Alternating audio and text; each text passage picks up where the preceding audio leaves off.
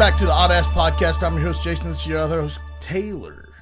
And ladies and gentlemen, today we have a wonderful program for you. And yes, I said program, like an old man. We have ads we're dropping for the upcoming fight. We got a kick-ass interview. We got fight picks coming up here in just a moment. And then we have our recaps. We also have some ins and outs to weave through in the middle of this whole smorgasbord, and we'll figure out when to do that. But for right now, why don't we get into UFC 327 Prohaska versus Olberg? Dude, Greatest card, dude. We have been dragging these cards lately, like dragging them, because they have not been very exciting. They've been terrible. So once the fights actually happened, I like the fights, but nothing to call home about. Like, I'm not going to remember these fights in 2 weeks. You know what I mean? I'm not calling casual guys that usually don't watch UFC over to the house for a barbecue. No. To watch UFC with me. But this one. Yeah. We're barbecuing. We're barbecuing. Put the meat on the grill, guys. This is crazy. I mean, you can go down to the fucking prelims of this fight, and it looks like main event, dude. It's amazing what they did with this card. It's actually kind of insane if you think about it, how lackluster these last, like, 4 cards have been. And this was just sitting here waiting. Like, you could have split this up a little, dude. Come on now. Like, is that the model now? Is that the model? They're just gonna freaking hope not. Make like one every couple months. That's just insane, and the rest are just like, That seems kind of wild. But either way, I'm super fucking pumped about this card. Yeah, me the too. whole thing's good. So much so that we're starting our picks at the very first fight Nope, we'll talk about that later. We're gonna talk about that later. We haven't done this in a long time. We haven't, dude. No, dude, we've only been doing main cards. Yep. We've been just skimming through. This card requires the odd fellas to dive in from the very first fight. Okay? And the very first fight is Charles Radke versus Francisco Prado. My guy here's got Prado. He said it before I could even say the guy's name. I'm gonna take Prado too. We were actually stumped on this one earlier. We're looking at this like, actually, but then I saw that there's a 12-year difference between Francisco Prado and Charles Radke, and that was all I needed to see, my man. Yeah, dude. If Francisco Prado was 30, I'd say maybe Charles Radke, but he's 23, guys. We're gonna see, dude. You know, Prado's been iffy on, like, aggression wise. I feel like. But, you know, in these exchanges, dude, you can't mess around with a guy like Charles Radke. He'll wrap you up, put you on the ground, and freaking put you in an anaconda choke or something weird. But, yeah, I'm going with Prado, bro. I haven't liked Radke's performances as of late. I think he's got a dub in his last fight, but still, I'm riding with Prado based on youth. Yep. And this next one, dude, insane. Once again, freaking insane. This is on the early prelims, dude. If we were still on ESPN or whatever, it wouldn't even be on there. Nah, dude. You'd have to go to UFC or ESPN app or something to even watch this fight right here. Kelvin Gastelum versus Vicente Luque. That is a co-main event to any card, dude. Vicente Luque, if I'm not mistaken, was a main event at least once last year, if not twice. Yeah, I mean, Vicente Luque's the guy. Vicente. I guess it's not Vincent. I've always called him Vicente. Yeah. Always. Vicente just feels like a disease or something. Or like an exquisite wine or something. Yeah. Vicente. Yeah, dude. Oh, I can see it. But, dude, this is going to be a slobber knocker of a fight right here. If Kelvin Gastelum brings his true Kelvin Gastelum fashion and just makes this thing a brawl, it's going to be great. But what I see happening, it's just me and my little odd brain, just a little inkling. I think Vicente Luque is going to grapple Kelvin Gastelum. Yeah. And do you think Gastelum's going to be able to do anything about it? I'm just worried about Kelvin Gastelum's cardio. Yep. Because he's always had great cardio, but the last few times he's been in there, dude, he hasn't looked like he's in very good shape. Nah. And this is at middleweight too, dude. Vicente's fighting at middleweight, bro. I guess so. Weird. Interesting. That's weird. But yeah, give me Vicente Luque. I know you probably like Kelvin Gastelum because you got a little bit of his fighting style, if I'm being honest. Bro, You throwing them overhands, dog? you know, I'm stumped. Yeah, this one's hard, dude. Guys. I'm stumped. Because Vicente's also got hands, dude. Mm-hmm. Vicente's also got hands, bro. His come up was legendary. People forget that. Kelvin Gastelum has a great come up, but I mean, Vicente was just trashing folks, bro, left and right. And it's like he hit a wall, dude. You know? Dude, one of these, oh my goodness. I really don't know, dude. I really don't know. I guess you know, because I kind of see Luque winning too, but at middleweight, bro, what does he look like at middleweight? That's dude? true. We don't know. It's like, but does Kelvin Gastelum come in and prime middleweight form, or does he come in and he's like, oh, dude, I get to eat nachos now, dude? You know what I mean? Mm-hmm. Is he like, dude, I get to eat pizza now, bro, and cheeseburgers and McDonald's or whatever the fuck he eats? I ain't even got to run no more. Dude, you know what I mean, dude? Gotta wonder. That's a little scary. Give me Luque, bro. I don't want to make this exciting. Taylor's got a 2-point lead on me now. I can't just be up and making these exciting. I've got to take my criticals with my criticals and then make decisive decisions. So I'm gonna go Vicente Luque. I also think that grappling's going to be a thing, but I would not be, dude, I actually feel like he's going to lull him into something. I don't think he's going to go right out there and double leg Kelvin. I think he's going to try and strike with Kelvin. If it doesn't go right, he's going to take him to the ground. And if it does go right, he's going to lull him into something, into a takedown. Mm-hmm. Mm-hmm. Up next, guys, we have Chris Padilla taking on Marquel Medeiros. Man, who you got in this one? I'll be honest, I don't know much about Marquel Medeiros, but I am a giant Chris Padilla fan. Yeah. So I'm blindly going with Chris Padilla on this because I just like him so much. I want him to win. He won his last 2, didn't he? Can I see so. that? He's only had 2 fights in the UFC, right? I believe so. Let's check this out, fellas. Let's check this out. Do a little deep dive action on these 2 fellas. Oh, dude, he beat Ishmael Bonfim, Jai Herbert. Yeah, dude. Yeah, dude. All right, what about the other fella? What about Marquel? Well, a name like that, dude. Let's see. Oh, bro, he's from here, dog. Bro, he beat up Austin Hubbard, Quinones. Oh, what was that dude's name? I can't remember. He hasn't been in the UFC in a long time, I'm pretty sure. Bro, this is a weird one, dude. This is a weird one. He's got a lot of decisions. Padilla's got a lot of finishes, I'm pretty sure. Yes, sir. Yeah, I'm going with Padilla, dude. I'm going with Padilla. Padilla? Wise Padilla. choice.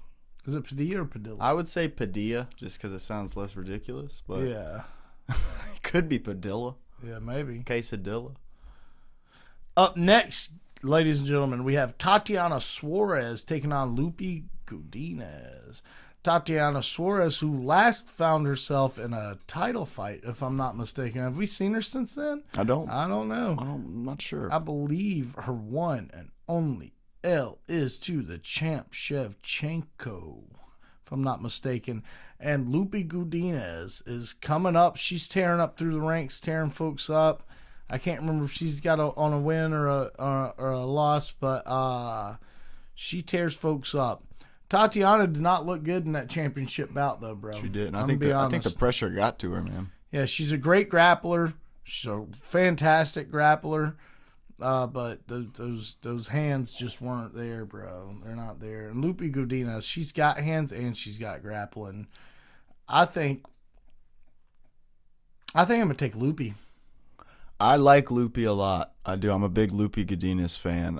But based on the style matchup here, I got to say Tatiana. I'm going Tatiana Suarez. I just think if Lupi gets on her back at any point in this fight, it's not going to be good for her. Can we see Lupi's last fight, please? Yeah. We can see anything because we Let's are the check this clairvoyant Oddass podcast. That's what we are. Write it down so you don't forget. Yeah. Ooh, bro, all these decisions, dog. Jessica Andrade. Jessica Andrade tried to wrestle her. Piastri, Couldn't do it. Lost to Dern, lost to Jandaroba, beat Tabitha Ritchie. What about Suarez?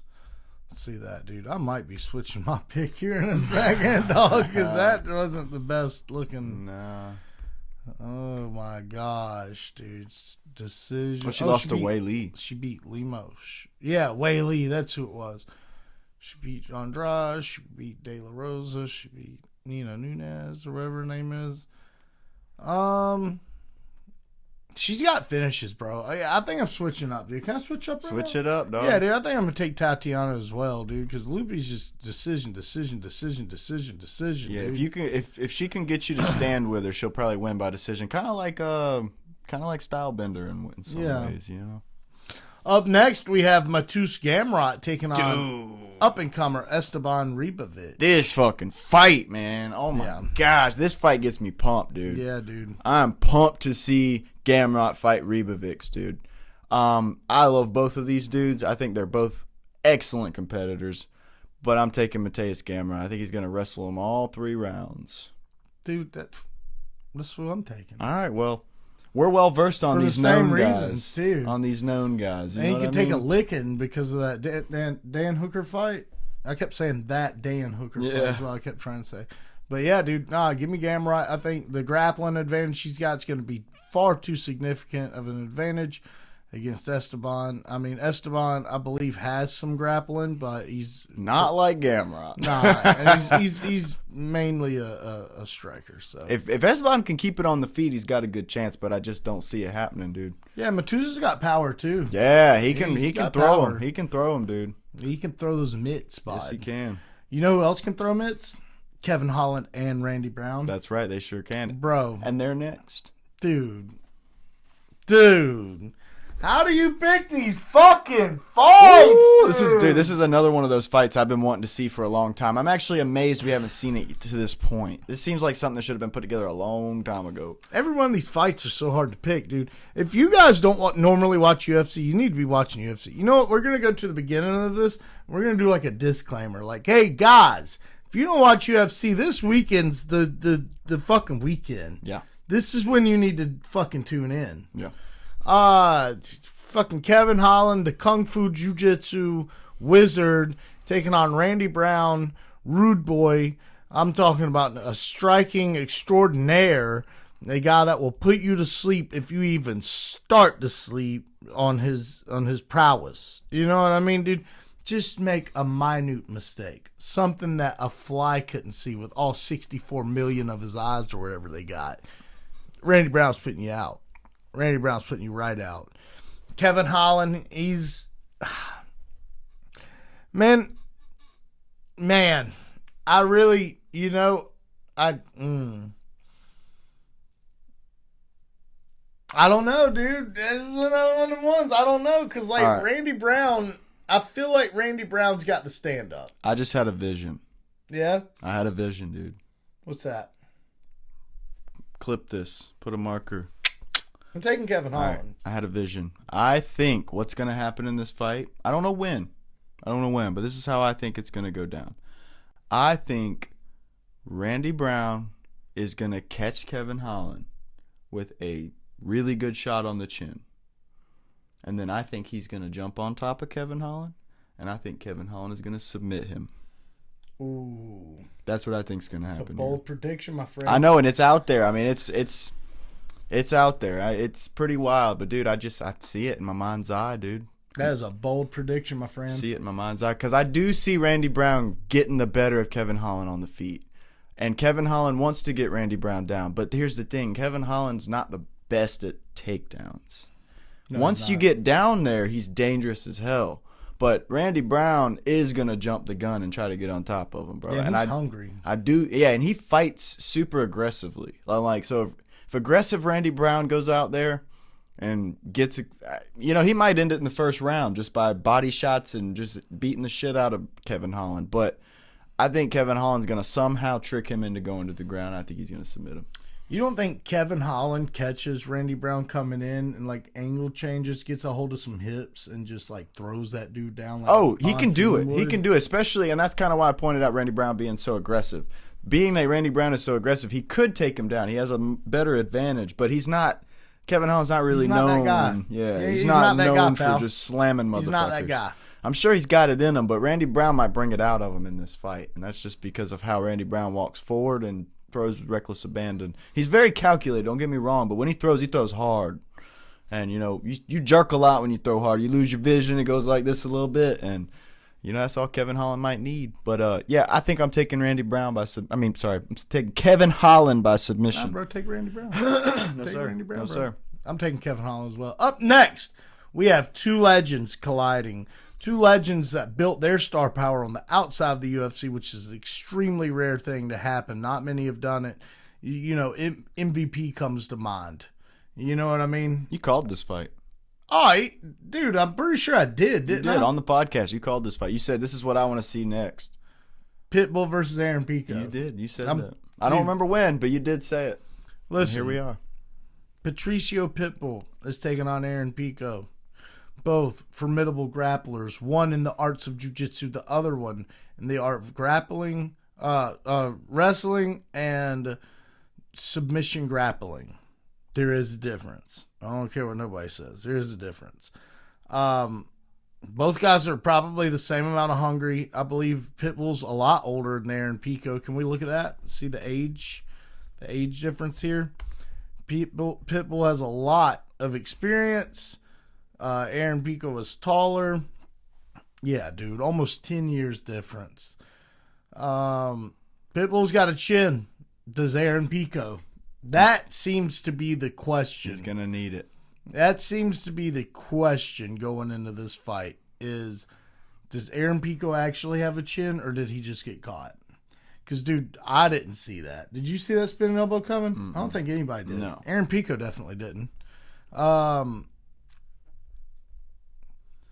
With that, I'm gonna go Aaron Pico, and everything tells me not to. Pitbull's gotten in the UFC. He's gotten his feet wet. He got in there and got dubs.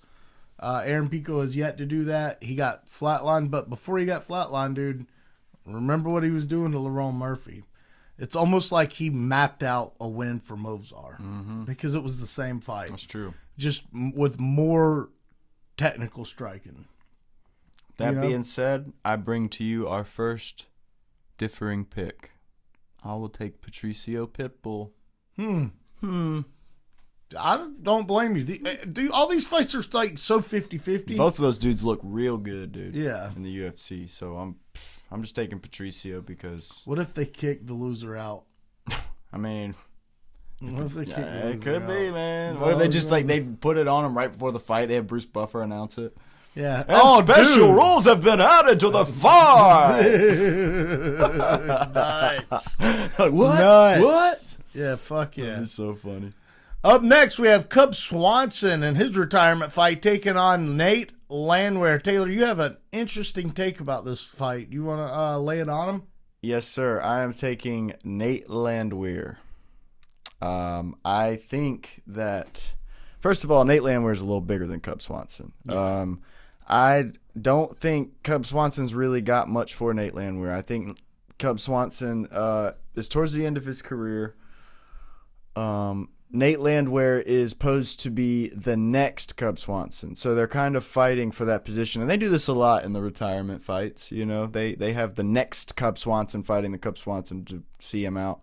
But I think Nate Landwehr is going to be the train and run right through Cub Swanson. And it's going to be hard to watch, as it always is, to watch a dude retire on a loss. But good for Cub Swanson for going out there and doing the thing. Give me Nate Landwehr.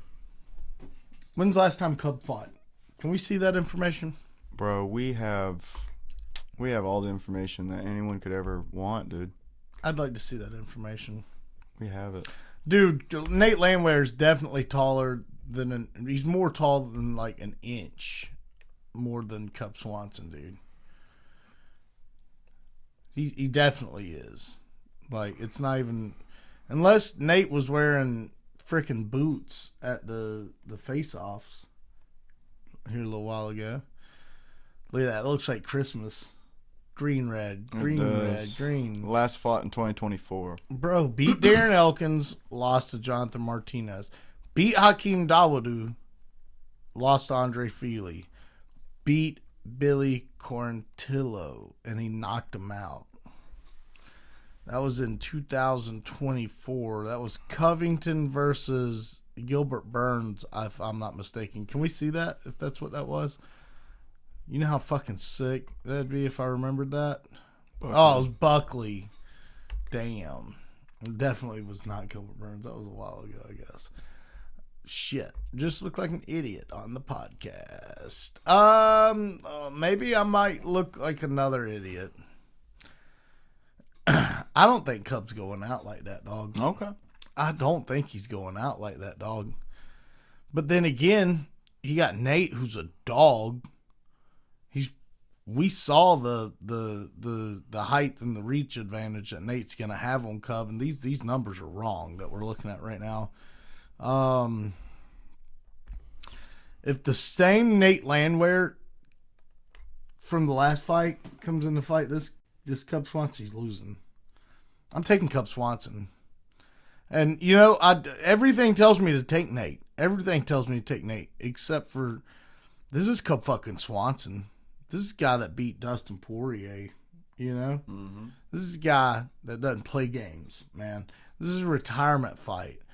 And we're going to see the battle of the gatekeeper. That's what we're going to see, dude. Because Cub Swanson's always been that guy. If you want to be in the top 15, top 10, you got to go through Cub.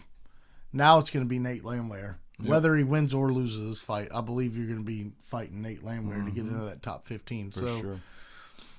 I'm going to ride with my boy Cub, though. All right. Even though Nate's, you know, East Coast, Cub's West Coast, I'm pretty sure. Yeah, SoCal, pretty sure. Up next, we got Dominic Reyes versus Johnny Walker.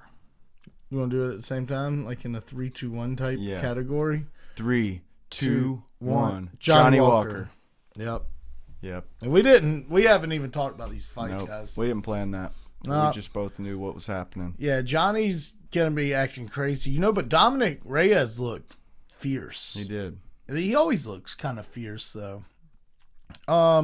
Johnny Walker's out training with Eric Nixick and the boys. He's sparring Francis Ngannou. He's sparring Sean Strickland. He's getting some good work in. And I believe when you go to work with Eric Nixick, he's able to take all your attributes and add in some more than technique, like safeguard per se to your technique. He's able to add layers to your game that not many other coaches can, dude. You got grapplers there, you've got strikers, both of which are going to be some of the best in the world. You know, some of the best wrestlers come through there and give those guys work. When you're training with Eric Nixick, you're training one of the best coaches under the sun today. I'm going with Johnny Walker based on that. It's nothing Johnny's done. As a matter of fact, if he was not training with Eric Nixick, I would go Dom Reyes. I would, but Dom didn't look great at all in his last performance. As a matter of fact, that's when we went to see AJ. Mm-hmm. Remember that? Mm-hmm. Yep. That's right. Yep, and he got wrecked by Carlos Olberg. He did. He sure did. Wrecked. It was bad. So, I'm taking Johnny Walker for that reason. Same. Up next, we have Curtis Razor Blades taking on Josh Hockett. Bro, the rhyming's getting old. The poetry, I don't tune into UFC for the poetry. It's getting old, dude. It's getting old. Yeah, you gotta be a little more tasteful with the rhyming, man. Like, it's funny if you put it at the beginning and the end of the thing, but to make the whole thing, it's like, come on, man. We were over it after the second time you did it. Yeah, dude. Yeah. So I like that people are bringing that to the UFC because I think it's exciting and it's entertaining, but I'm just hating on how bad of a job you did, my man, Josh Hockett. I like what you're doing, don't like how you're doing it. Give me Curtis Blades. Wow. Just like that. See, I didn't even have to fucking rhyme that shit. Man, this one's rough. It's rough. Let me tell you why. I think Josh Hockett is extremely far more aggressive. Yeah, for sure. Than Curtis Blades. For sure. Also feel like he's got powerful bricks in his hands. He does. You know, where Curtis might have the better boxing, right? And probably all around striking. He's got good leg kicks and shit too. But, you know, Josh Hockett is kind of like a firework that you light and let off into the cage. Yeah. Directly at his opponent. Yep. Roman candles. Man, it's like power versus technique in this one. And does he take down Curtis Blades and do anything with that? No, I don't think he does, dude. This is going to end up being a striking affair. Can he knock out Curtis on a whim, or does Curtis end up, you know, freaking exposing this dude? I think we're going to see Josh Hockett get his first loss, man. I think Curtis Blades has just seen levels of competition way above Josh Hockett, and you cannot say the same thing about Josh Hockett to Curtis Blades. Nah, you can't. You really can't. I'm going to go... I just got a feeling he's going to mob rush him, bro. I can see it, dude. I can even see him dazing him in the first 10 seconds or 20 seconds. Like a swarm of bees, bro. Yeah. Yeah, give me Josh. Take him. Give me Josh. And it's not even that he's nowhere near as good as Curtis Blades, in my opinion. Now, he's got great wrestling. I'm not going to take away from his wrestling. He actually does got great wrestling.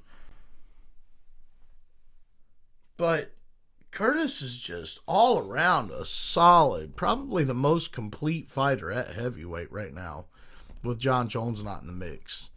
I mean, as far as being the most well-rounded heavyweight in the fucking division, it's probably Curtis Blades.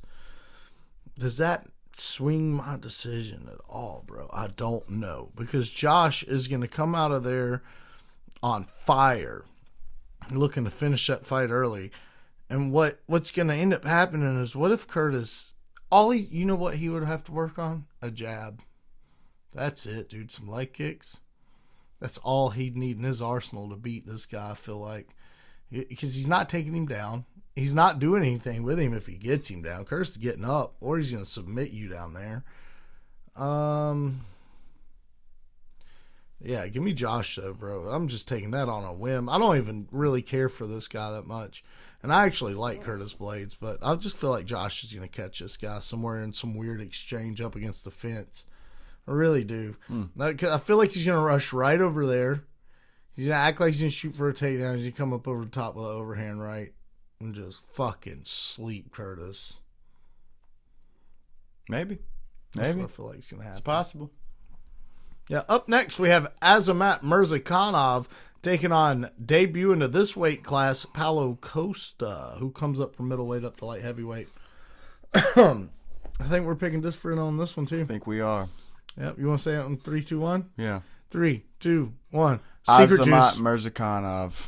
I said mine way faster. You Dude. did. He's got to work on his name, bro. He does. He's got to work on his name, bro. Dude, Azamat to me is like a fucking superhuman at this point. Now, I will say, if anybody's going to give him a loss, it might be Paulo Costa. But I don't think it's going to happen, dude. I think Azamat, this, first and foremost, this is a striking match. Yeah. There's no disputing that whatsoever. And Azamat has shown that he is more than capable of doing that. Yeah. And he is so fast, dude, and got great footwork and agile. And I think he's going to be too fast for Paulo Costa, dude. I think Paulo Costa is going to be loading up, throwing bombs like he always does. Oh, and Azamat very well probably going to win this, too. I'm just riding with my dog. Do it, dude. bro. Do it. Yeah, I'm not trying to shame you or nothing. Dog, I'm just hyping up my boy Azamat because I'm such a fan, dude. Like, I think it's going to be 17-0 Azamat, my man. Paulo's like the new middleweight, light heavyweight Nate Diaz. Dude. Yeah, something That's like what he's kind of like, dude. Up next, we have Yuri Prohaska taking on Carlos Olberg for the vacant light heavyweight title in your main event. Bro, this is such a hard one to pick. It's so hard. This dude. is so hard to pick. This entire card has been so tested. This has got to be, in my opinion, one of the most even fights I've ever seen. And not for the most typical reasons you would think. It's that, first of all, they're both so skilled. Carlos Olberg is fast as hell for his size. He's got great striking. He can do a little grappling too. He even got some submissions under his belt. But Yuri Prochazka, dude, is unorthodox everywhere. As fuck. Anybody he fights, no one's ever fought anyone like him. Okay? No. So that's something. And, you know, another thing to say about that also is Yuri Prochazka is famous for getting his ass whooped the whole fight and then still walking forward and whooping their ass and winning the fight, dude. It's the craziest fucking thing I've ever seen. He'll be, dude, getting his face smashed to a bloody pulp, and he'll just throw an arm out, dude, and it catches him on the chin, dazes him, gets on top, ends the fight. Every time, dude. So, man, if I'm looking at skill against skill, I'm going Carlos Olberg on this. But, dude, Yuri's got some kind of black magic working for him. I really think he'd be doing some shit, some samurai shit. That's what Poetan's got. He's got the black magic. Well, maybe he's got the white magic then. You probably shouldn't be saying that. He's got white magic. Okay. He's got white magic. All right, well, he said it. I didn't say that. No, you said it first. Oh, you took it back. Give me Yuri Prochazka. Yeah. Here's the thing, though, man. He might be unorthodox and shit. You're fighting a city kickboxing guy. They don't call it city kickboxing for nothing, dude. And most of those guys that come through there might as well have walked in from Thailand. They might as well have, bro. You know? I've been hearing reports that Carlos has been fighting a motherfucker that looks exactly like Yuri. Like, exactly like Yuri. And he's been training with him for a long time. So, I don't know. I don't think Yuri's losing to a male stripper 3 days before his daughter's being born. But if at any time he was going to, this when he's fighting a male stripper 3 days before his daughter's being born. Yeah. Unfortunate. Shit. Dude. You know, I really can see Carlos outclassing Yuri on the feet, though. Oh, for sure. You know what I mean? For sure. I really can see it. And I can see... And we've seen how that goes with Poetan. Yeah. It doesn't go well. No. Carlos has 2 years on Yuri. Even though he hasn't been around too much, he's 1 inch taller. He has 3 inches less in reach. They're both orthodox stance. All of their stats past that are almost identical. Yeah, it's kind of wild. It is almost wild, dude. As a matter of fact, their takedown accuracy is exactly the same. Their submission average is almost exactly the same. Their takedown averages are almost the same. Man, who do you fucking choose, bro? Oh, man. I mean, Yuri's got some miles on the clock by this point. Mm-hmm. That chin's been cracked a few times. Yeah.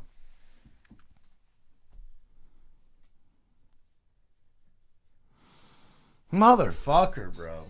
Give me Carlos. Take him. I'm riding with Carlos, dude. I think I'm riding with Carlos. I mean, he's had Israel up there helping him get ready, dude.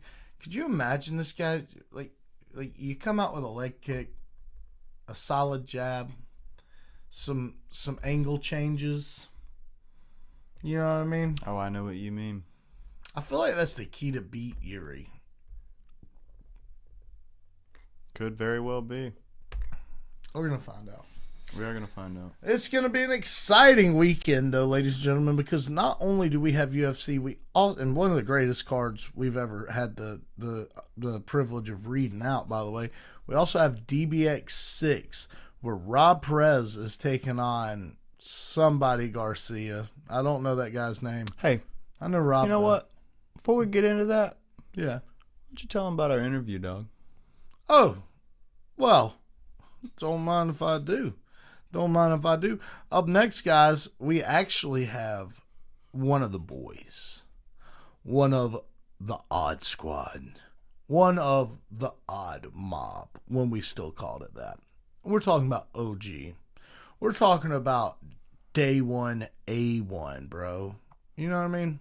Ladies and gentlemen, allow me to introduce you for the second time in this program's history, to Liam, the fucking man Brew. There he is. Well, well, well. We have returned. If it isn't the Oddasses.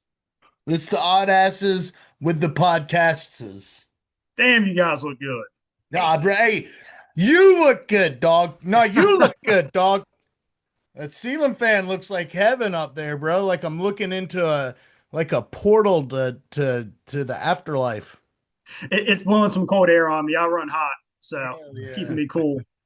I just shaved I was growing a little hair. It's probably growing back in, but I'm like Taylor. The cool breeze feels good on my bald dome. So, Oh yeah, it's the best. People don't know, man. People just don't know. I don't know. They'll never know. well, I tell all these young guys, man, like if you have hair, you're lucky. At some point, it'll fall out. Probably, if not, you're just one of those guys with good genes. But we got to put our strengths. Yeah, that's right. Hey, bro, I saw you had some hair when you were beating the fuck out of that dude. And I mean beating the fuck out of that dude, bro. Hey, he can come for me. I don't give a shit. Tell him come on. That was fucking brutal, bro. From pillar to post, as they say, brother. You annihilated, buddy. That was insane. And that dude, if I'm not mistaken, was actually like pretty good, right? Yeah, I think he did a street beefs and he won that. Yeah. Both my opponents before that, I don't think they had any MMA experience. So he was a strong dude. He felt strong, but I had really been looking forward to showing off some skills. I was hungry to get back in there. It had been a while, so I was happy to get him out of there in the first round. Dude, that was nuts too, dude. Everywhere the fight went, you were just more dominant in. Picked them apart. Oh, thank you guys. I appreciate that. I feel like there were still some skills like that I wanted to show that I didn't, but Like I think it's like you get in there and like for me, my striking, like I practice and I'm more fluid, and then I'm watching the tape back and I'm like, oh my gosh, like I'm just trying to take his head off and I don't look too technical. But the more I thought on it, I'm like, I can't be mad at a first round finish. So yeah, no, dude, you looked like a man, bro. You went in there like a man, bro. You know what it reminded me of? You know how Sean Strickland talks about his fights? I don't listen to too much Strickland. I know he's a madman. Yeah, he talks about his fights. He's like, we're gonna go nipple to nipple, chest to chest, chin to chin. We're just gonna throw down. And that's what it was like, bro. You just went in there. It looked like you just wanted a good old fashioned fist fight. And Buddy couldn't hang, bro. That's what it looked like. I the first two I really didn't get too nervous, and for this one I was a little bit. I think it's maybe because work's picked up some. I'm officiating a wedding in May. I'm studying for this exam I have to take. There's so much stuff. So by the time I get in there, I'm like not looking ahead of the fight, but I'm like, man, like I got all these things going on. It's time to take out anything I have, just focus on this. And like you said, Jason, yeah, let's get in the fight, man. Like let's let it fly. Yeah, dude, that's what it looked like. That's what it looked like, dude. Looked like you had some aggressions to take out on Buddy. Yes. Yeah. Well, I think also, I know you guys saw like we went up there as a team, so I had some great guys with me, some really talented fighters. Some So many camaraderie. guys yeah, and that means something. But so many people here rooting us on too. Like I know you guys supporting me and my family. I just feel like I have too many people that support me and have invested time into me to lose. Like that's not an option. That's a great mindset. That's sure. a great mindset. No doubt. Speaking of mindsets, you said you were nervous leading into that. Let's talk about that. Let's break that down a little bit. You got a lot going on just for other fighters out there, maybe in the same shoes as you are, brother. You know what I mean? You got a lot going on out there, right? You got your exam coming up. Work's been crazy as shit. You're officiating this wedding. You've got life that your home life's going on. You've got wife stuff. You've got freaking, family stuff.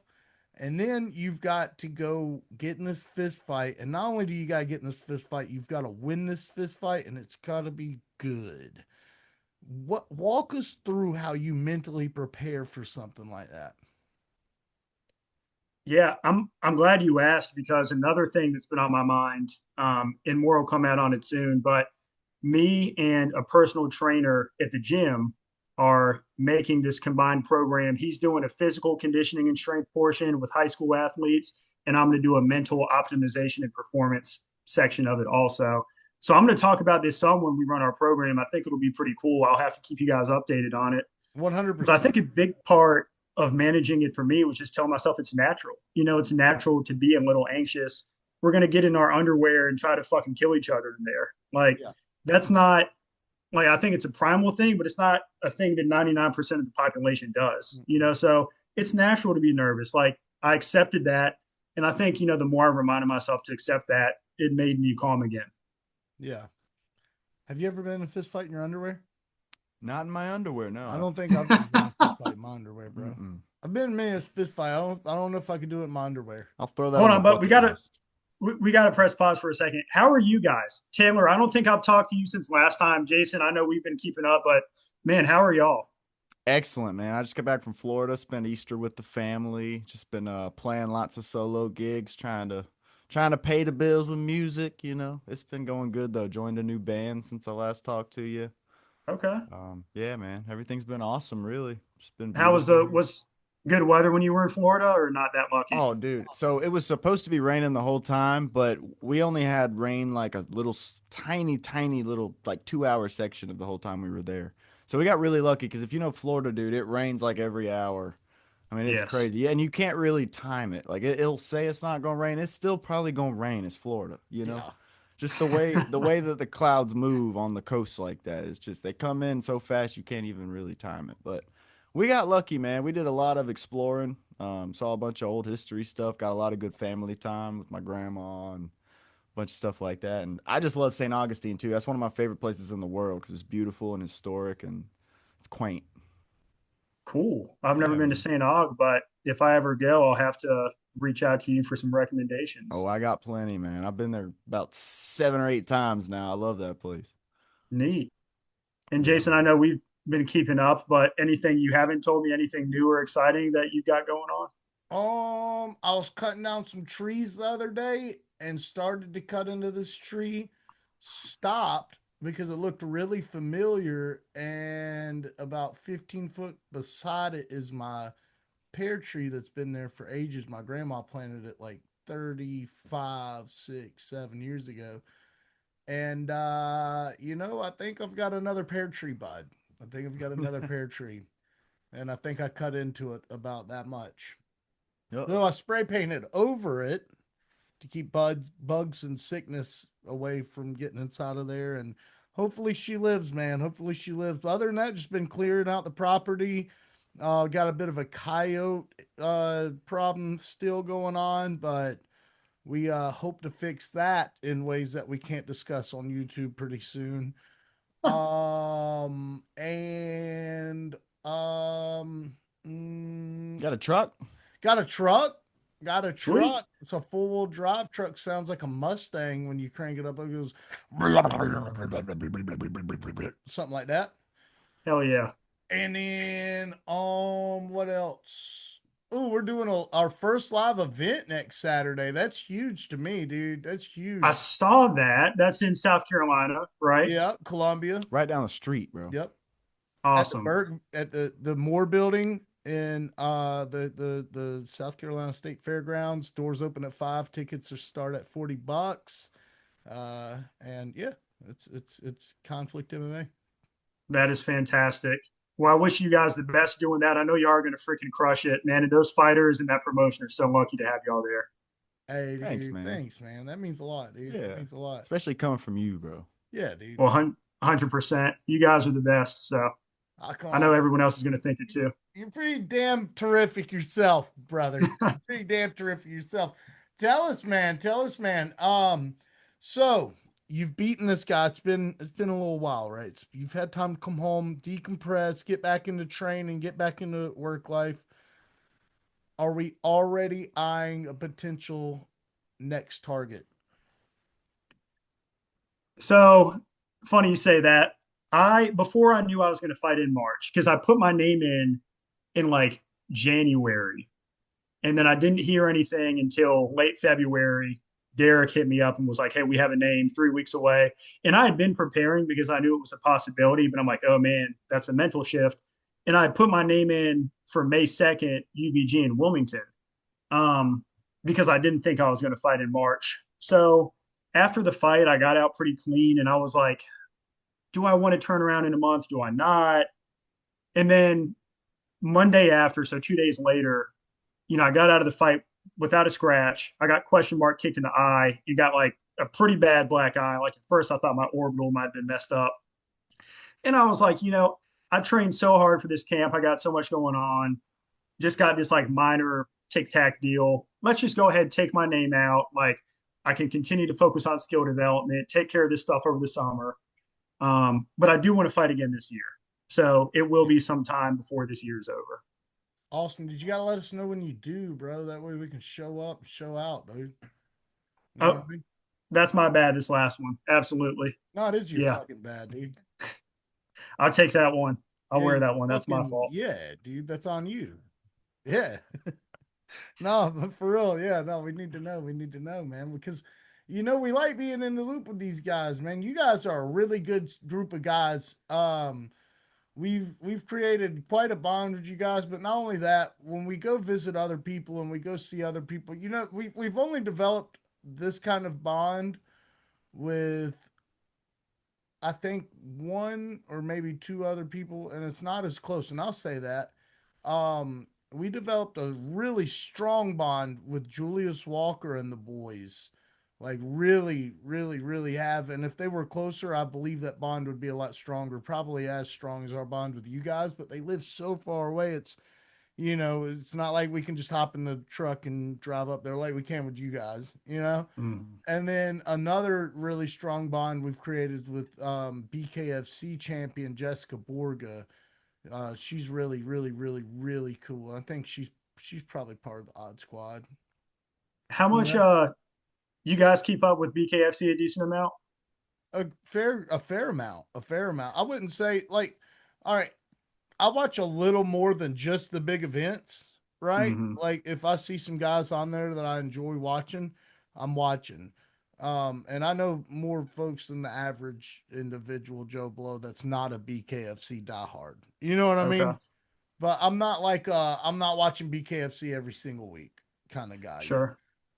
Well, I don't. You guys may already know this. I don't know what his home gym is, but this weekend in Honolulu, Doug Coltrane is the main event, and yeah, I don't know where his primary gym is, or maybe it's us, but he comes and spars with us a decent amount of Saturdays. He'll work with James and stuff like that. But he's an animal, good dude, really good fighter, great boxing. So he's the main event this weekend. If you guys have time to tune in, Oh, dude, we'll have to. We'll have Yeah, to. definitely. Is that why James is out there? that would be my guess because I haven't heard anything about James fighting this weekend. Is he?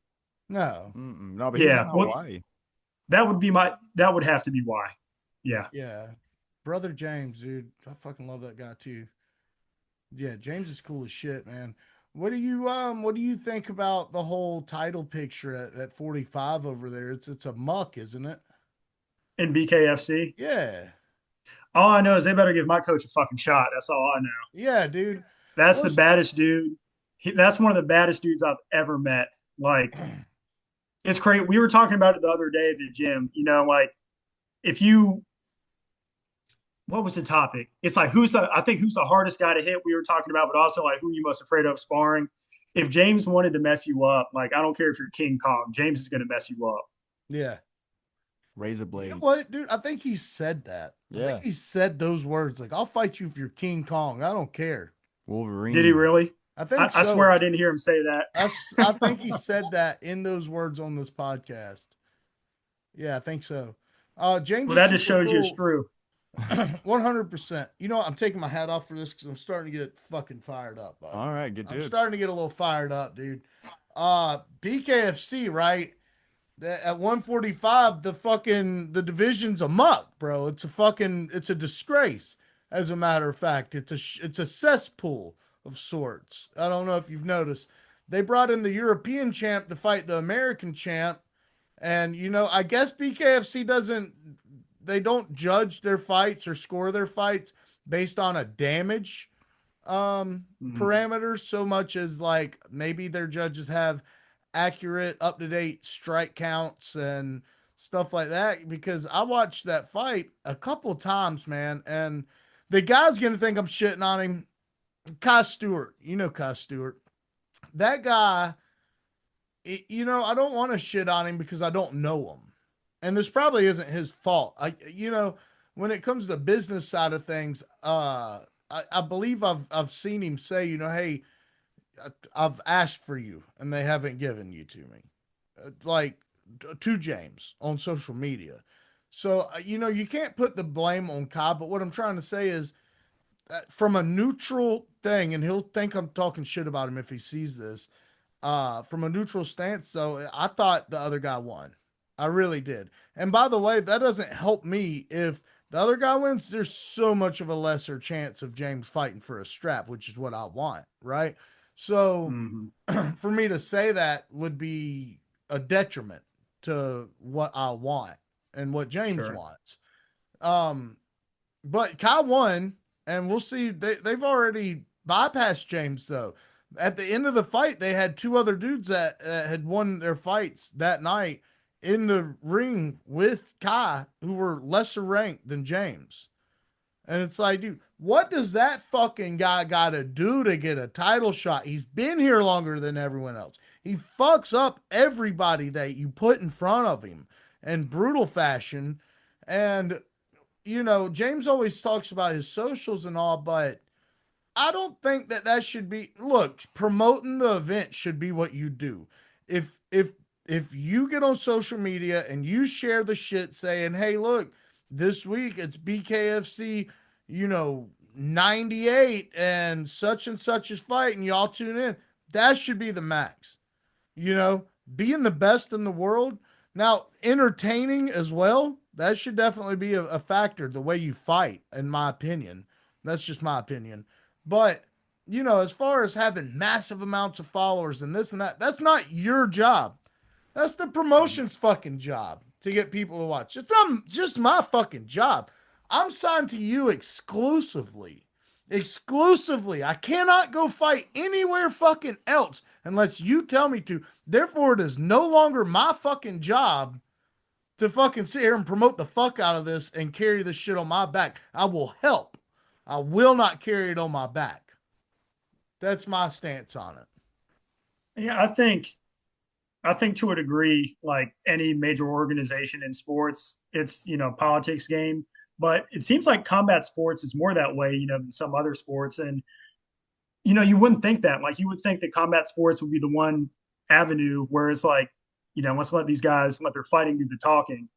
And if that's the case, I don't see how you could deny James Brown. Other than the fight at 55, he's beat the hell out of everyone they put in front of him. His style, he's tall for the division. Like, he's like the perfect, like, if you were to build a 145 prize fighter, like, to me, it would be Coach. Yeah, dude, if you were going to build a guy like on the game, you're building James. That's who you're building. That's you're going to go as tall as you can and as long as you can and as best as you can. And that's James, right, dude. It is. Did you see the championship bout I'm speaking about, by the way? I didn't. As far as BKFC, I've only seen James fights, and then I've seen like Mike Perry versus MVP. Like, I've watched some of the bigger like kind of fights, but I'm not that tuned in with it. Got you. We'll be speaking about it a little bit on the podcast here in a little bit. Just different things. I don't want to spoil it right here. You'll have to tune in to watch, Liam, and find out what we spoke about. But yeah, BKFC seems like they've got a great product and they just need to work it a little bit better, dude. Like, at that event, it looked like they had a fake Conor McGregor. I don't know if anybody else noticed that or if I'm just fucking out of my mind, but there was this dude next to David Feldman all night and Conor wasn't there, and he was dressed just like, how Conor dresses, flashy, sharp, just flamboyant, but enclosed like fucking like a tiger. You know what I mean? I don't know how to, like a dragon tiger. I don't know how else to describe the way that dude dresses. But there was like a little dude there, and he had the craziest, huge shaded glasses. The haircut was the same, and I just feel like if they quit with the shenanigans with shit like that, when you like hardcores, like you know, hardcore combat sports fans like myself see that kind of shit, you know, it's a turn down. It's a turn down. It's like, what the fuck is this, dude? You know? I hear you on that Yeah. for And sure. where's the hierarchy? Where's the hierarchy? Because we need to get James a fight, bro. We need to get James, and you know what? James's next fight, if it's not for a strap, bro, it needs to be a number one contendership. And that's I'm with you point on blank. that. That's it. That's it, bro. There's nothing else. Unless it's a fun fight that makes James a fucking lot of money. And he's like, you know what, bro? I'll do that, dog. I'll fucking go do that. You know? Hmm. Like if they did like a Jeremy Stevens, James Brown type shit. That would be crazy. Yeah. It'd be wild, I dude. think James would I probably think win. Jeremy. Oh yeah, no, Yeah. 100% he would. But I think Stevens is fighting this weekend in UFC. Is he? I know he's fighting in the UFC. I don't think it's this weekend. Damn, did I? I feel like he Yeah. has a matchup with somebody. He's definitely got a matchup with somebody. Man, It's definitely in the UFC as well. but it's not this weekend. I don't think so. I don't think so. I Okay. don't think so. I think they just announced that like a week, like 2 weeks ago or something. Yeah. Yeah. That But you could are be what it correct. is. He's back. He's back though. We got Heathen back. We got Heathen back. You know, it's funny if you Google my name because, and dude, I'm not trying to be one of these prestigious fucks. It's just Taylor texted me one day and he's like, "Yo, Google us." And so I go and it popped up and I was like, "Holy shit!" It like breaks down who we are as people in the podcast and shit like that.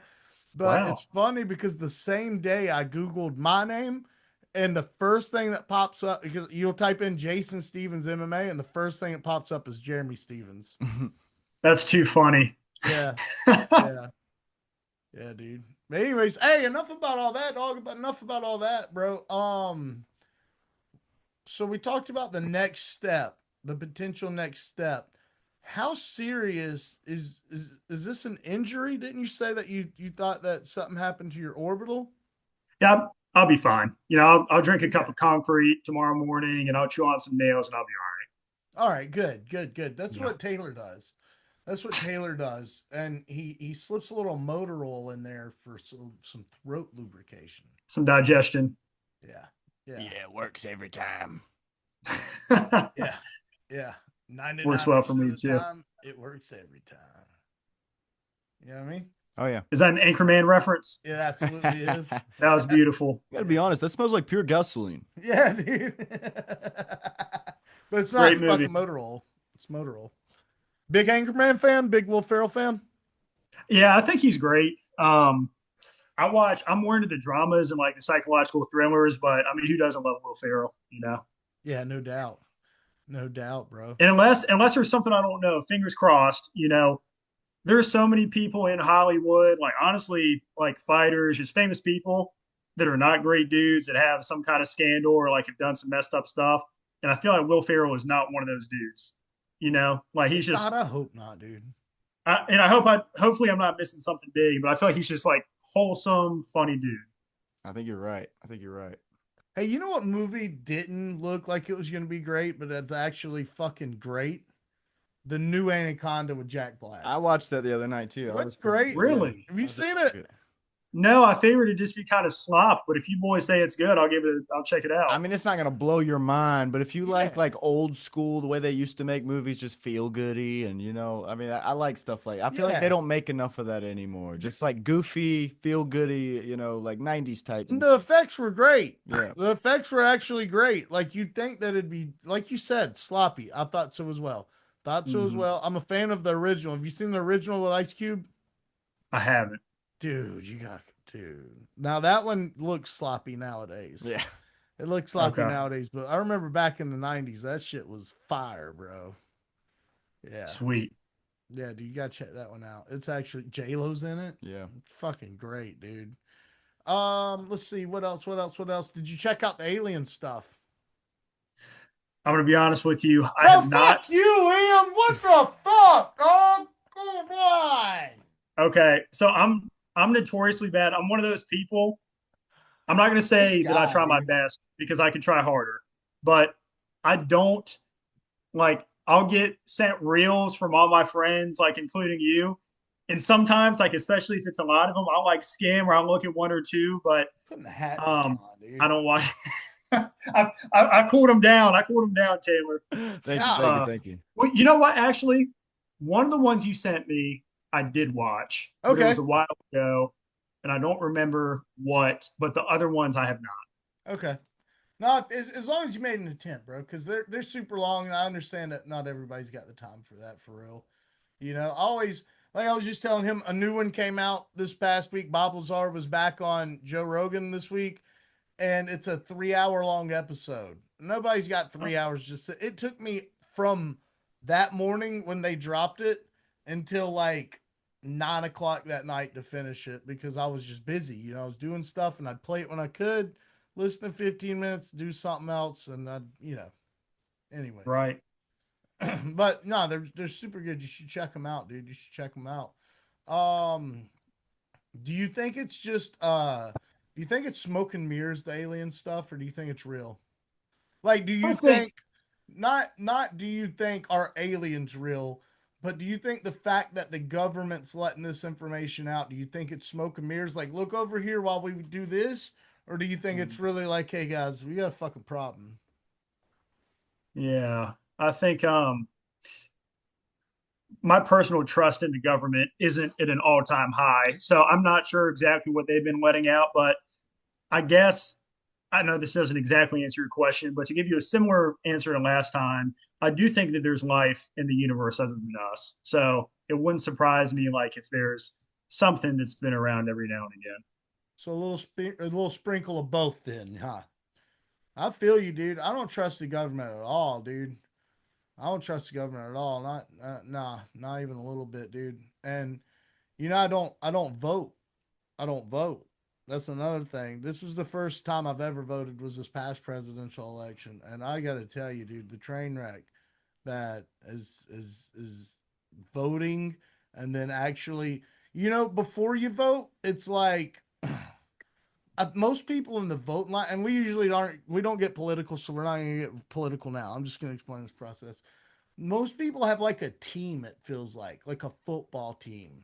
When it comes time to vote, they're like, oh, Democrat, or oh no, only Republican. And when I went to vote, bro, I just remember looking at everybody and being like, dude, every one of you are fucking losers, bro. Every one of you. How do you feel about voting? You ain't got to tell us. We ain't got to get political. We ain't got to get political. But how do you feel about the two-party system? How about that? That's kind of I think conspiracy. Well, I think personally, I think voting's important. I Okay. believe kind of what they tell you, like in civics in high school, like that's your opportunity to make your voice heard. As far as the two-party system, I think there's probably a lot of people who don't do a ton of research and toe the party line, always vote straight red or straight blue because it's the most convenient thing, and because that's maybe how they were brought up. And they think even if this isn't perfect, this represents a majority or some of my views. Um, I think in a perfect world, like maybe there would be more candidates of other parties or, people would run on their own platforms. But, I'm not sure that we would ever get there. I think it'll be a long time. Yeah, dude, because it seems like I'm going to tell you, and it's not even that it seems like, it's what it is. This isn't an opinion. This is a fact. It's that the red guy or the blue guy has more money than everyone else to promote their shit. That's what it is. And at the end of the day, uh, I feel like people are too lazy nowadays to do due diligence and research these other guys to get them past whatever stages of voting ends up being, what is it, the primaries or whatever, or the Mm-hmm. fucking whatever the fuck it's called. So yeah, I remember anyways, yeah, anyone that was in that voting line that was a fucking degenerate loser, bro. Well, and I'll say this, and after this, if you guys want, we can hop off of politics. And I know we're not getting too political, but I read this book a while back on being a team player, how to work in a company, elevate the people around you while elevating your own career. And the book highlighted an interesting point about the concept of being a politician, like not actual politicians, but it was saying to advance your career, you have to be enough of a silver tongued devil, enough of a smooth talker, say enough of what people want to hear to fit in, to move your own agenda like in a positive way and to elevate yourself. But too much of that, and you're just trying to please everybody, and like your actual intentions are probably a little different, you probably aren't going to be that successful when the smoke and mirrors fall. So I think it's an interesting balance with both the concept of being a politician and the actual people, because I mean, the campaigns that a lot of folks run on versus what they actually do are night and day. Yeah. Hey, Yeah. hey, I gotta say one thing. I think I would vote for Liam though. I'd vote for Liam. I'd have to hear some of your policies, but dude, from what I know about you, said it. Now it's whatever his policy is. Okay. You already said it. He's all right. What would be, if you were president, what would be 3 top things that you would like to change or make better in this country? That's a really good question. Or and just 3 things. Maybe not even top 3, but just 3 things. Okay. I'm not sure what's currently being done, but I would allocate more money for housing for unhoused individuals, and homeless people. Okay.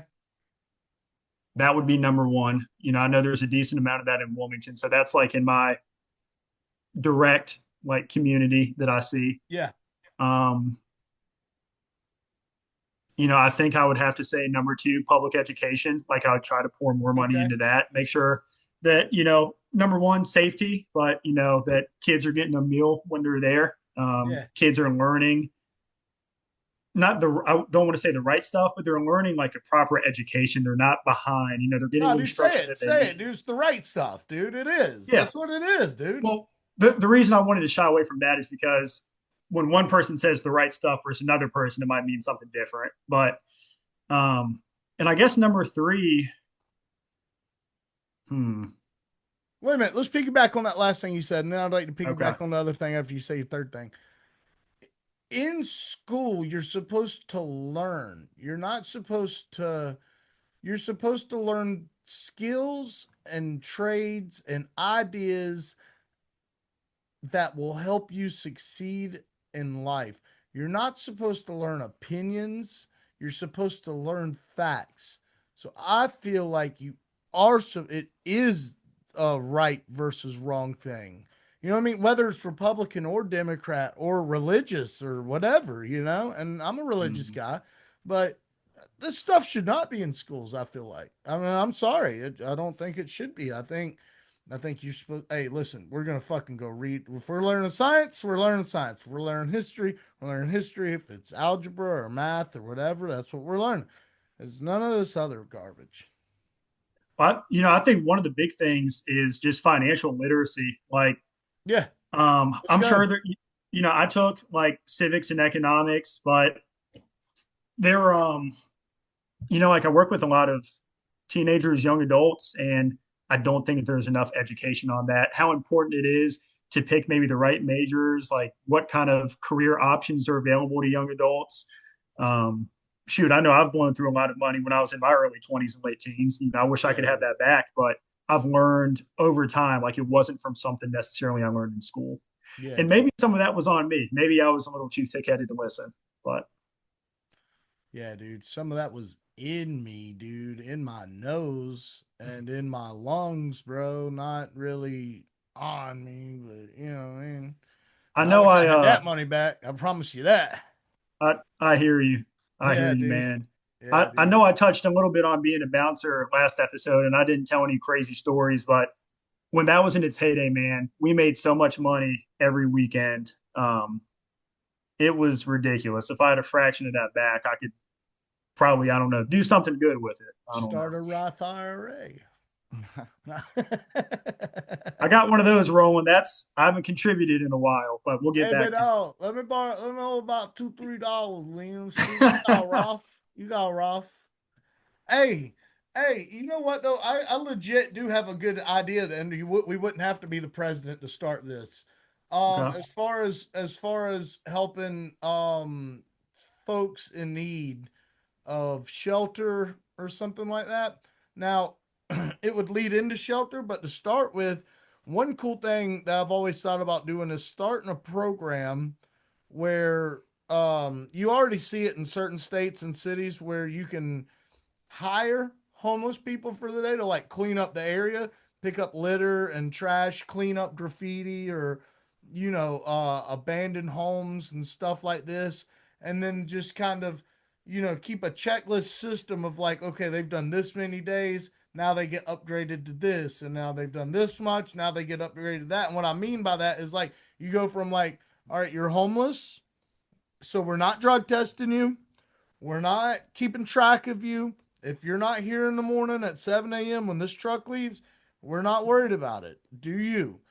But then once you're upgraded, you're like, okay, hey, listen. So now that you've been here and you're a dedicated individual, would you like the opportunity to maybe stay in one of these housing programs that we've cleaned up some of these areas? And obviously, you would work with the city with this. Maybe you could allocate some of these rundown homes towards building up something for some of these guys, kind of like a halfway house in between homelessness and then, you know what I mean? And then past that, it would be, and obviously you would have to be drug tested during that. Who knows where the money would come from that? But this is just a broad scope idea.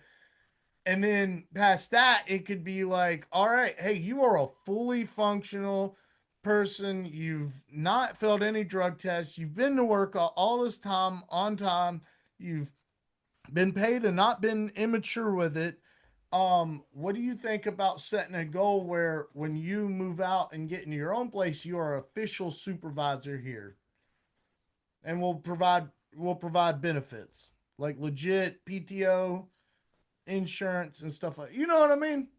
I'm Mm-hmm. sure a city would pay, or a state would like to jump in on that. Well, I think people need like fulfillment. People need to feel like, they're working towards something or doing something that matters. And so I think providing that kind of opportunity is needed. You mentioned drug testing. I think a lot of folks, end up relapsing or using drugs because it's an escape, like from the reality that maybe their situation isn't the best. But, if you have the opportunity to work towards something and feel like you matter while you're getting treatment, that's how you can make a change. Yeah. It's to just say don't do something like it doesn't work like that. No. So I Yeah, agree. dude. Yeah, I think that'd be great. Throw it on the blackboard. We're gonna write it down. We're gonna get back to this. We're gonna call some politicians, a couple powerful people, and we're gonna get back to you on this. And here this time next month, the three of us, hard hats, hard hats, Well, I'm work down to trucks. partner with you guys on just about anything. So Okay, okay. Well, I've got a hard hat just for you. I'm gonna write Liam on it. I'm gonna put a really cool Milwaukee sticker right on the side of it. that sounds badass. Yeah, we'll call it helping. You know what? We don't have enough time to come up with a really badass name. We've only got about 2 minutes left on this interview, but I'm gonna come up with a name with it, and we're gonna do it. Another cool one I'd like to do is catfishing for kids, or catfishing with kids, or something, and help some less than fortunate youth go catfishing and teach them how to clean and cook some catfish or something like that. That'd be pretty sweet. What do you think about that? Yeah, I think that'd be awesome. Yeah, and maybe they get to take maybe we just go get like a bunch of Zebcos or something like that from Walmart, and they get to take that home with them or something at the end of it. That sounds great. Yeah. Man, fishing is, I'm not the best fisherman, but it sure is peaceful. Hey, and since you guys said we're short on time, I don't know when, schedules would allow, but a while ago, and I don't know what AJ's schedule was like, but I was talking to AJ and randomly I was like, would you ever want to go down and, have some beers with those guys? And he was like, dude, 100%. So, um, and maybe, now he's obviously, a UFC athlete. So I don't know if he will be able to partake, but I know we definitely want to get together with you guys at some point, hopefully sometime soon. That'd be sick, man. We might even be able to meet halfway or Dude, something. we were just talking about Yeah, this before you came on. We were that would just be talking cool. about this, dude. Yeah, dude, go catfishing. Yeah. Take the boys catfishing. Mm-hmm. You ever been catfishing? No, never been. Oh, dude, we'll catch you some catfishing. We'll cook it for you too, buddy. Yeah, you got a That sounds shellfish damn good. allergy? No, no, Oh I'm yeah. good to go. Oh yeah, no, we're in there. Well, Liam, I hate this. I didn't want this to end. As a matter of fact, if it was up to me, we'd do the whole podcast with you. But we've got like T minus 16 seconds. So, hey, we love you. We appreciate you. We miss you. We can't wait to see you for real in real life. And thank you for coming on the Oddass podcast, brother. Hey, you guys are the best. Sending love to you guys too, and we'll keep keeping in touch. Take care, boys. How was that? That was a little tasteful interview. It was very insightful. Very knowledgeable interview. Yeah, it did not go the way our usual interviews go. Hope you enjoyed that TED Talk, that Oddass TED Talk. Yeah, a little TED Talk. Yeah. I don't know what that is. TED Talk is something that happens when a guy's called Ted and he does some communicating. Okay. All right. Yeah. That's what that was. Yes. Yep. Hey, guess what else?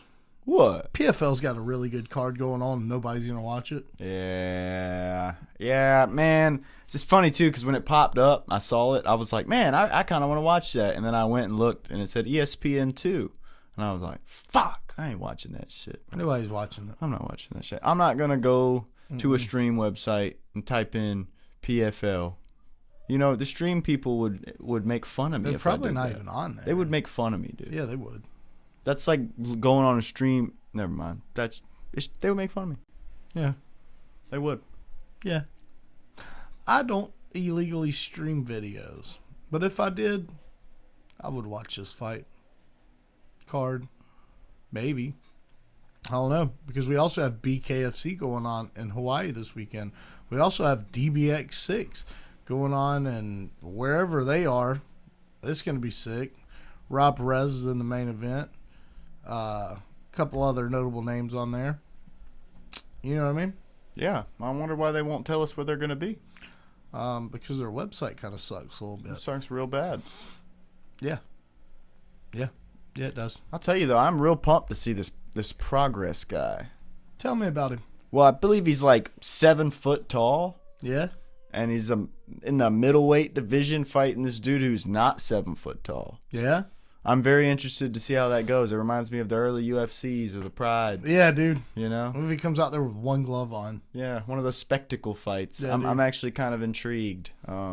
If I don't get around to watching this fight, I promise you I will be looking up these Highlights. These highlights. That Burley dude has one hell of a beard. He does. I bet that's why they call him that. Yeah, that's probably why they call him that. Burley. Yeah, I'd bet on him to win. Yeah. Yeah. Don't know if you guys noticed, but there's a couple UFC guys on this DBX card. Previous UFC guys. We got AJ Cunningham. He's on there. And then we got Pauga. I think that's how you say his name. He was in the Ultimate Fighter. And he was pretty good. He's pretty good. He's a pretty good guy. Pretty sure AJ Cunningham's like a straight up racist dude. Really? Yeah. Whoa. He's kind of got that kind of face. He looks like a Nazi a little bit.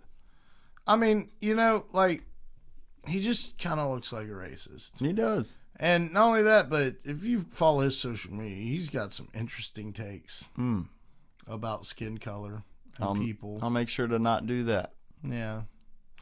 He's got some good takes about other stuff, but his skin color one's not so much.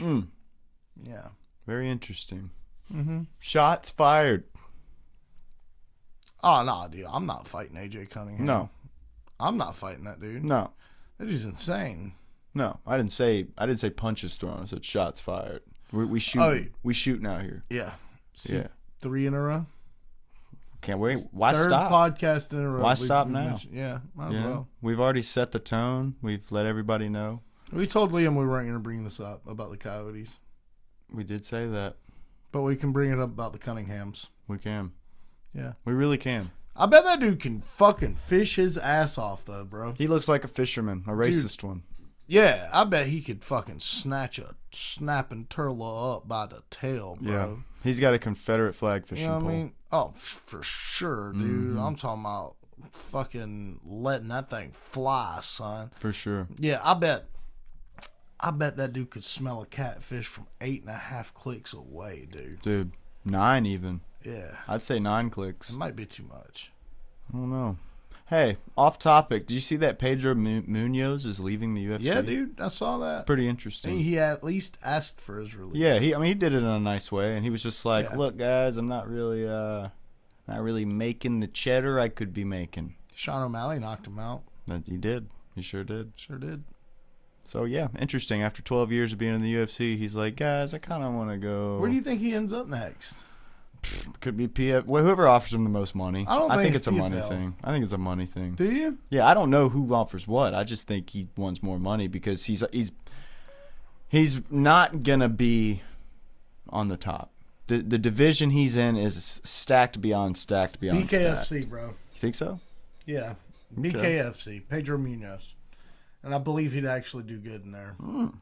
I'd be interested to see that. Yeah, that dude does not have a lot of scar tissue, I'm pretty sure. Yeah. I bet he's got the average amount of scar tissue a UFC guy's got. Normal amount. Yeah. Well, that's pretty crazy news. Up next, we have our recap session from this past weekend's UFC event, Moicano versus Duncan, where Taylor still secured the lead. Congratulations, Taylor. And you are once again exalted as the great picker.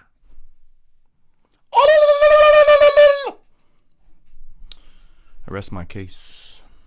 Yes. That's what we say.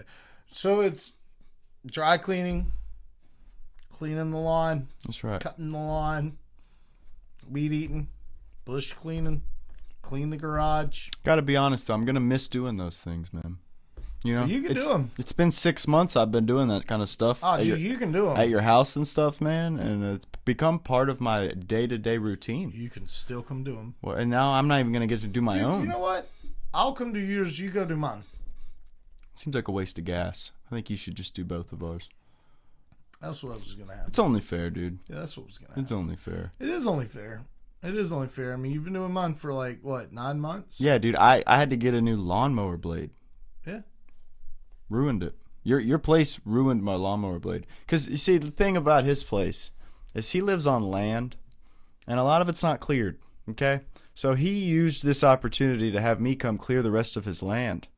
With a push mower. With a push mower, and that's all I have. So I'm running over trees with a push mower. I'm running through a blade just about every 2 weeks, you know, just trying to keep up with this whole podcast thing. And you know, it's been real rough. It's been real rough on me and my family. And I'm just happy to be back on top, you know. Yeah. Back in the For win now. in the win For column. now. So I just want to throw it out there, you know, since we're talking about numbers, we're talking, you know, 6 months numbers, you know, 463. All these numbers that we're talking about. It's 115 to 113. So winning by 2, no big deal. You know, just a little cool 2 points. You know. Yeah, dude, just cold little points. One to take the lead, one just for good measure. Yeah, dog. You know? Yeah, dog. So yeah, dog. So yeah, I'm kind of doing big boy shit right now. You know, not want to get too. Nah, dude, feel yourself a little. Feel I yourself don't a want to little. get too into it, man. But you know, just you know, my chains is icy and. Well, look, you might not want to get into that, but what I want to get into are these recaps, starting with Let me go a little longer. So I actually do have a just kidding.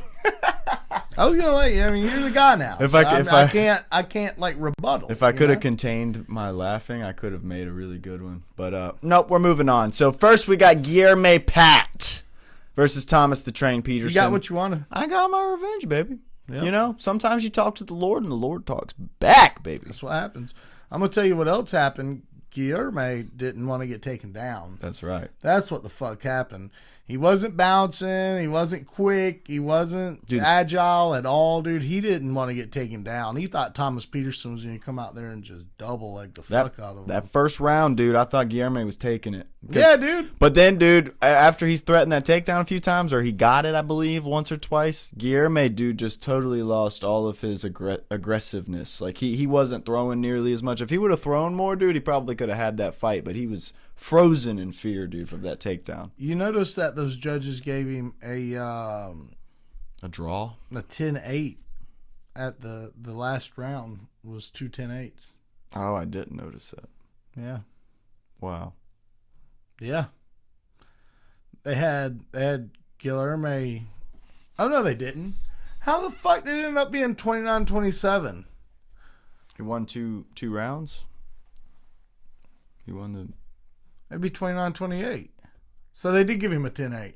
They did give him a 10-8. Yeah. You're right. Yeah. I feel like, dude, Guilherme, if he'd have just stepped on the pedal a little more, he was fucking him up, dude. He had him bleeding. Trusting his technique and his skill, he could have won that fight. He could have won that fight, but he was being a little pussy. The momentum started shifting, and Thomas felt it, bro, and he took over. Yeah, that was it, man. He was like, "Oh, this guy's scared of me." Yeah, dude.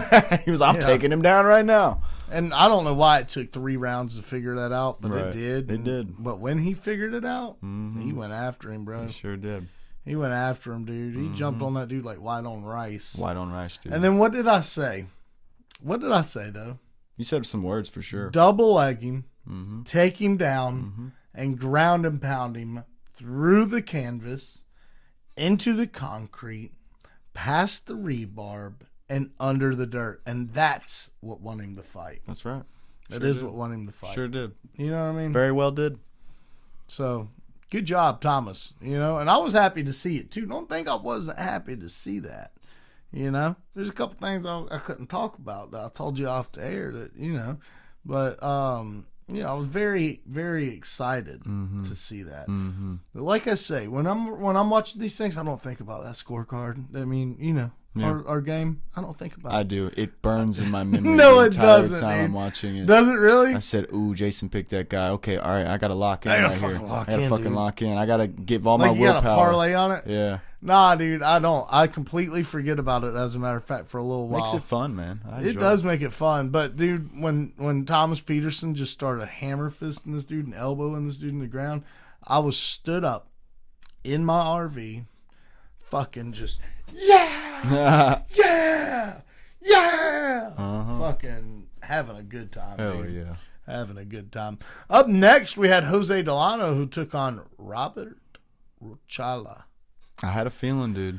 Dude, I think I got this one wrong, too. You did. I had a feeling. And, you were right. I mean, you weren't right, obviously, but you were not wrong to pick Robert Ruchala, dude. That dude, as we said before when we were picking this fight, this is a pretty damn even match. These dudes kind of have similar resumes, both coming out of other organizations, were champions that multiple time defended the champions in those organizations, and then they both came to the UFC to meet on a main card.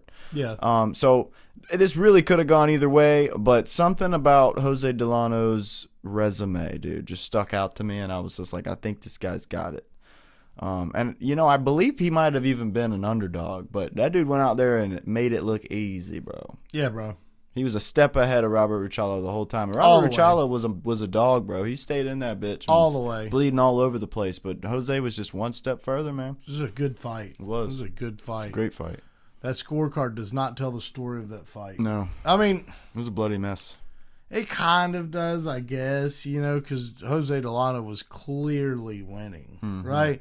But, bro, the toughness. Dude, the of third round, dude. Ruchala was still walking straight towards him, dude, with his Yeah, nose dude, just falling off. walking him. Yeah, It dude. was like, jeez. Up next, we had Tommy McMillan score a knockout over Manolo Zacchini.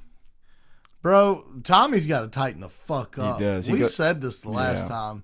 Dude, he's got to tighten up. Like, you can fight in the chaos, you can live in the chaos, but you also got to be ready to die in the chaos, dude. That's right. I mean, that was nuts. It was fun to watch, kind of. But he kept throwing these knees, and the guy didn't look like he was taking him down. It didn't look like an advantageous strike to throw at all, you know? And it just seemed like Tommy was just reaching. No game plan.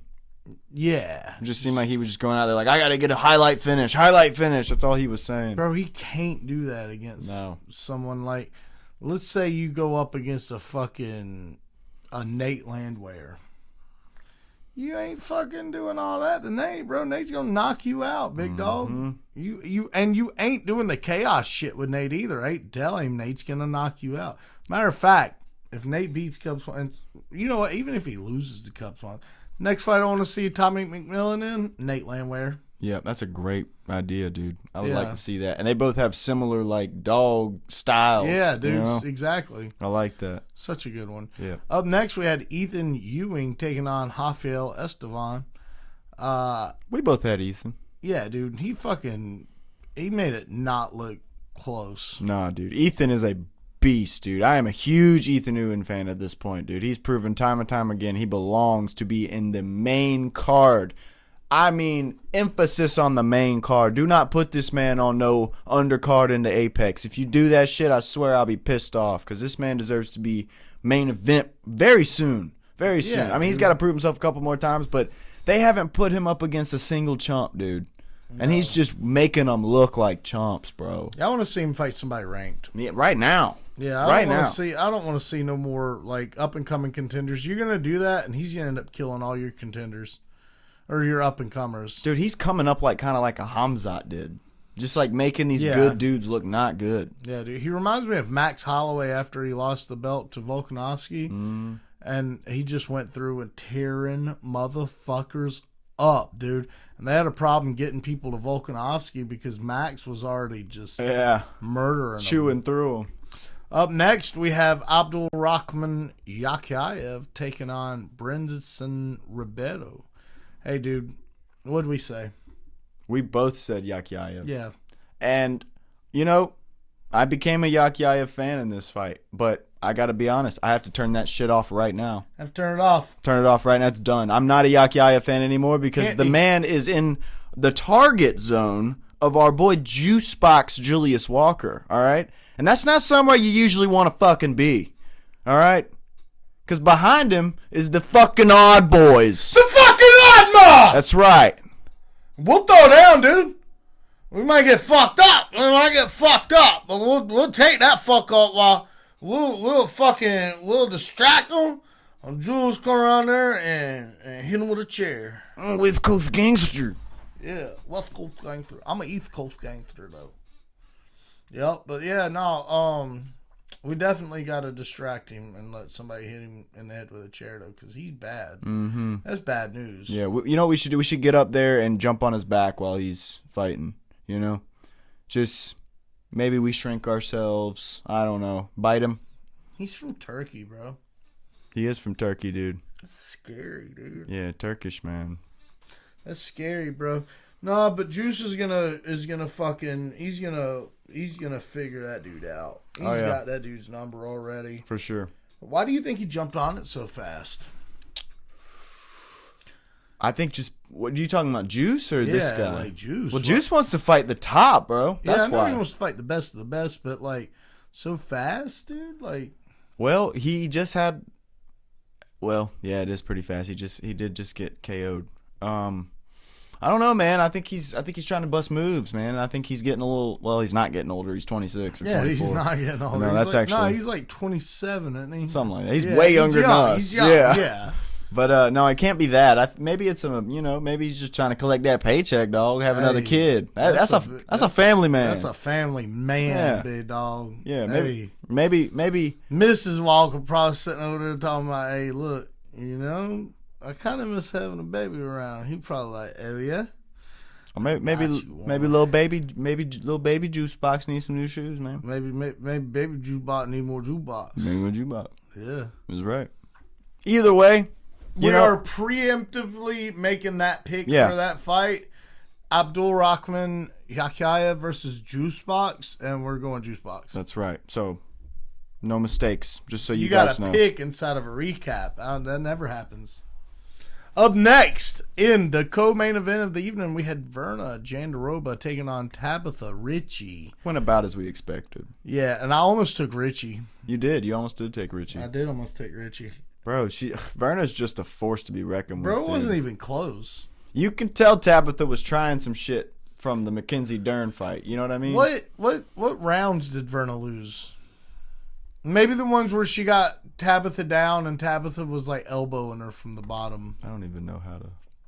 She took some notes from.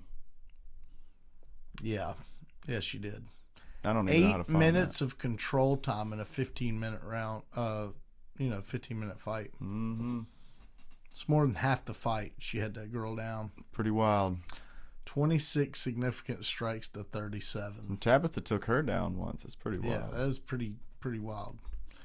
Well, hey, that one went about the way we expected, guys. There's really not a lot more to talk about the fight other than Verno Jandaroba did what Verno Jandaroba does. What Verno Jandaroba do? What she be doing, though? Mm-hmm. Up next, we had Renato Moicano taking on Chris Duncan.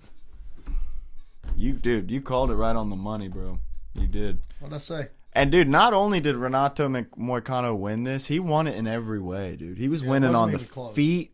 He was winning on the ground. Look at Renato. Yeah, dude. He's got no red. Outclassed this man, dude. There's no red on Moicano. I kind of was embarrassed that I chose Chris Duncan, if I'm being honest. Now, Chris Duncan is still a beast, but I guess when you put him next to Renato Moicano, you see there's levels to this shit. Yeah, dude. He's a beast in his own right, but Renato Moicano is the boogeyman if he's the beast. Bro, he went in there and hurt that dude. Yeah. He may look easy, dude. Yeah. It just looked like routine. And then he started talking shit to Matt Brown and the other guys from AT&T, you know, and that's where he trains. I said AT&T, like the fucking phone company. Bong, bong, bong. You know what I mean. You motherfuckers know what I mean. But Renato wasn't fucking playing, dude. No. And then he come out there and was like cussing while preaching. Mm-hmm. He does that all the time, dude. He always does that shit. I've never seen somebody say the words he said and the ways that he said them and the manner in which he used it for. With such conviction. Never, dude. No. I've never seen that line up, dude. No, never. It was pretty wild. Mm-hmm. You know, I gotta say though, not one of my favorite post-fight talks, you know, give me more money and all this. The coolest thing he said in this post-fight, you know, whatever you want to call it, interview, was he was like, they were like, so what do you want next? And he was like, easy fights, bro. I just want easy fights. I want no hard fights. Next thing you know, he'll be filling in for Gagey on the White House card, dude, fighting Ilya. Mm-hmm. That's wild, dude. You know what I want to see? That's probably what got him that. Wait, he fought Islam, right? Yeah. That's probably what got him that damn Islam fight. You know what I want to see? What? I want to see Moicano versus Charles Oliveira. I don't think they'd ever fight. That does seem like a likely matchup. Well, I think they're not really buddies, but I think Renato just really, really, really, really respects that dude a lot. So maybe Max Holloway versus Renato Moicano. Max Holloway fucks him up. Yeah, probably. Bad. You think? Oh, yeah. What if Renato gets him down? Then it's over. I think Renato takes Max down, bro. I don't know, dude. Charles did it with ease, and Charles doesn't take people down, bro. That's true. Charles does not take people down, bro. Not like that.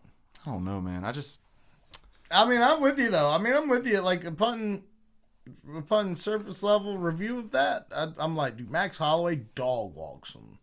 And it's not even slightly close. What would you do with Moicano right now? I don't know, dude. I don't know what he's ranked. I wish Chandler wasn't fighting what's-his-dick on the White House card, because I'd like to see Michael Chandler versus Moicano, Dan Hooker versus Moicano. That'd be great. That'd be a great fight. I'm surprised we hadn't seen that one yet. That'd be a good shit-talking session. Yeah, dude. Gamrot, well, he's tied up. Fiziev versus Moicano. All these fights you can do. All of them, bro. You know? That's what's so great about the lightweight division right now, is it's just stacked. A Beneil Dariush rematch? I'd be down for that. Yeah. Yeah, he already beat the brakes off BSD. Maybe a BSD rematch? You know, you can do whatever you want to with Money Moicano. That's why they call him Money, because he can make money in any avenue he wishes to go right now. That is true. Lots of it. Tons of monies. Well, ladies and gentlemen, we appreciate you for stopping in. This has been a great session. I'm exhausted, man. I'm so freaking tired, Taylor. Are you tired? I'm a little bit tired. Nah, dude. I feel like I ate like 8. What's those sleepy pills? Melatonin. Yeah, I was going to say metabolisms. Yeah. I feel like I ate 8 melatonins before I walked into this room, and I am going to drive my happy ass home, eat something. I'm going to bed, boy. It's probably a good idea. Did you hear my stomach I just then? did just hear your stomach. Did you guys hear my stomach just then? I think the man's hungry. Yeah, a little bit hungry. A little bit hungry. And now I can eat something, big dog. You should do I that. can eat something. You should do it, bro. I'm going to fucks with you, big dog. Hey, I'm gonna fucks with you too. I'm going to fucks with you the long way. Oh God!